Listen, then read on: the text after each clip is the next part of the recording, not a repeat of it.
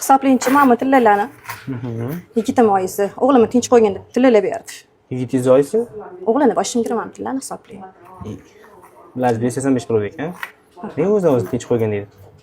Ay, qo'ying shuni gapirmang. Bilash 585 pul ekan. O'zi o'g'il umuman yoqmas edi. Zato tillalar yonimga qoldi. Ne bunday gaplashardingiz ular? Hozir shunaqa-ku. 90.85 chiqadi. Mana oddiy toshchalar minus bo'ladi. 1 million 100 qilib berganimda sizga 99 million 600 chiqyapti. Bu summa kam. Keling, buni ham hisoblang.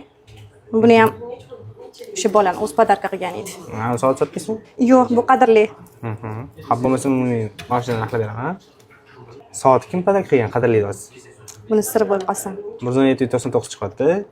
Sizga 1 million 100 qilib berganimda 129 million 459 ming chiqyapti. Shuni tekislab chiroyli qilib berasizmi? 129 million tekstasizmi? Yoki 130 millionmi? 130 million qilib bering. Bunisi 130 million qilib beramiz. Faqat kelin to'playsiz. Albatta. Hajmasiga pul solib beraman. Ha, bo'ladi. Bu yerda 100 million. Bu yerda 100 million. Faqat men bundan sizga 30 million beraman. Bular bankskiy pullar sanalgan hammasi. Mana 130 million bo'ldi. Bargasini bersin. Rahmat sizlarga. Men flyerimizni olsangiz, o'ta saytimizda bor. Bemalol tillalarni naqd va nasiya. Yana kelaman unda. Rahmat, charchamanglar.